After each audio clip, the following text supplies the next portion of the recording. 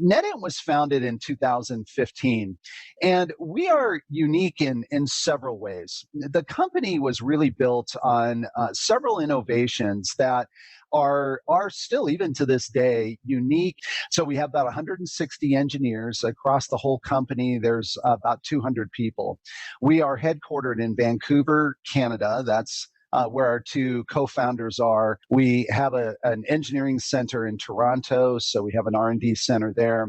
We are distributed throughout the U.S., and we also have team members in Europe. We have team members in Asia Pac. So you have GPU, we all know what that is, and now we have VPU, video processing units. They're built for one purpose, and that is to process video. The use case here is for a live video streaming service. You could think of it as something where you have several thousand, maybe up to 2, 3, 4,000 of live streamers that are all streaming concurrently, and they are delivering maybe 1 to tens or 20s or hundreds of viewers, and some of them might be delivering to thousands, tens of thousands. On this particular platform, they originally built it using very common open source frameworks, along with some custom development. It was all built just running on CPU, so it was open source software running on CPU, and their annual operational cost was $10 million. So they did what a lot of services have done. They went and they looked at GPU and ended up adopting GPU and got tremendous gains. They then discovered our solutions, discovered VPUs, implemented VPUs, and their costs plummeted to $1.4 million.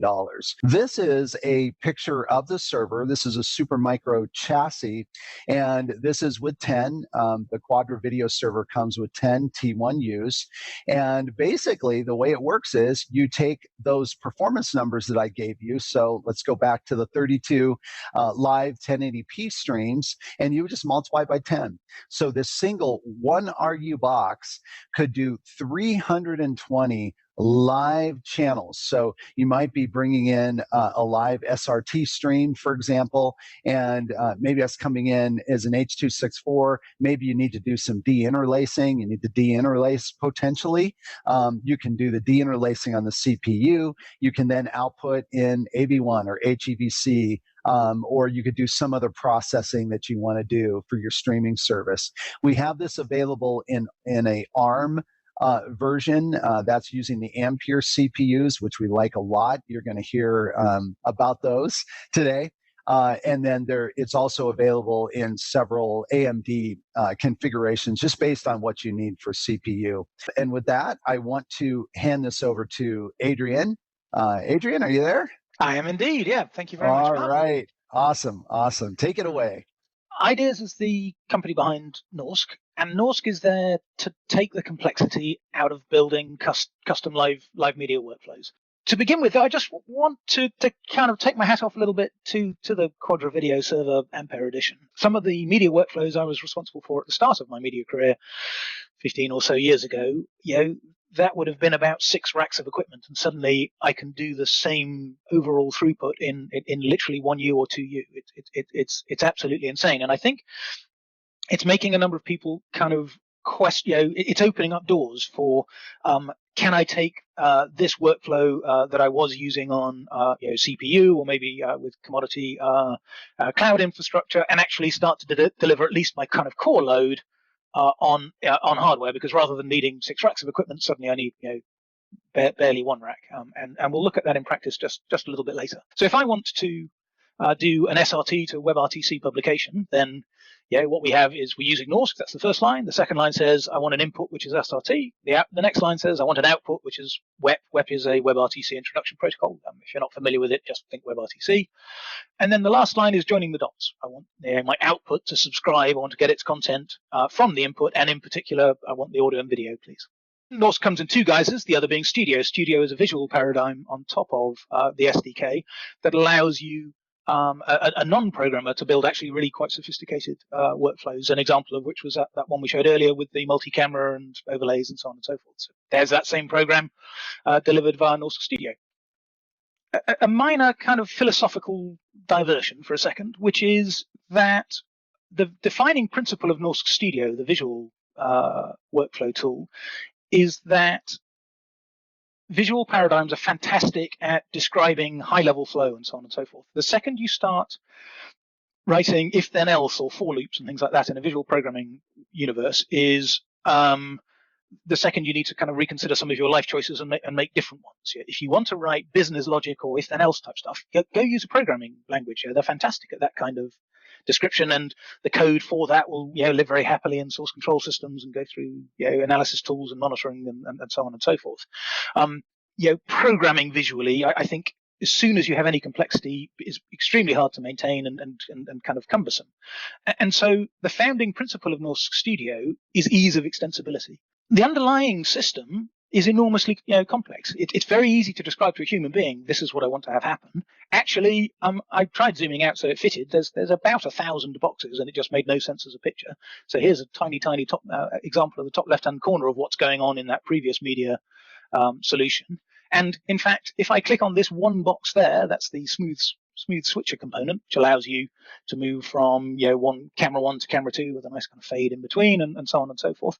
That one component is itself a couple of hundred boxes, each of which in turn might have more complexity. So you can zoom down all the way through and see real time config and settings. You can even actually trace individual frames flowing through the system and so on. So one of the things that I really like about what the Quadra Video Server brings to the table is here's a very compact unit which will allow me to do ridiculous amounts of channels in a 1U slot.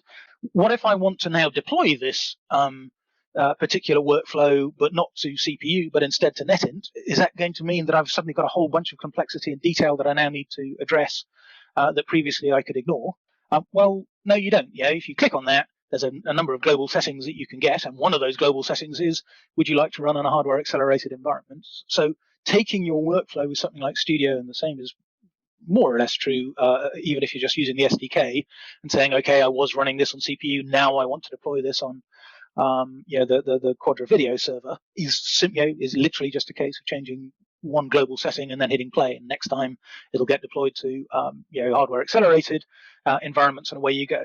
And it goes a bit deeper than that. It's not just the encoding and decoding that we'll take care of. So that the screenshot you've got in the background there, that's a Studio workflow running on top of the Logan hardware, which is the previous generation of NETINT hardware, where that doesn't, for example, support resizing or composition on the VPU, whereas that same software running on a Quadra, things like resizes here, on the older card, we'd have had to have pulled the decoded surface from the card back to memory, resized it in CPU, and then handed it back to the card.